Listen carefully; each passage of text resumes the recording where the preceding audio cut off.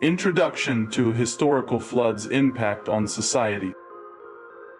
The Great Flood of 1931. China was one of the deadliest. Over 4 million people were displaced during the disaster. Analyzing the causes reveals heavy rainfall and snowmelt.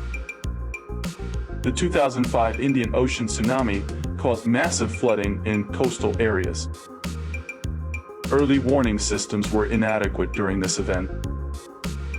Preventative measures were lacking prior to the disaster. Lessons learned led to improvements in emergency management. The 2010 Pakistan floods affected millions. Relief efforts faced challenges due to damaged infrastructure. Long-term recovery took years for affected communities. Climate change is increasing the frequency of severe flooding. Adaptation strategies are crucial for future resilience.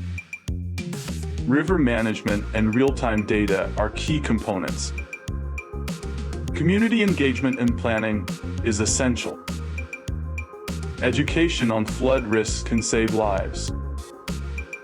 Developing sustainable urban infrastructure helps mitigate risks. International cooperation is vital for disaster response. Technology improves flood forecasting accuracy. Conclusion: proactive measures can lessen flood impacts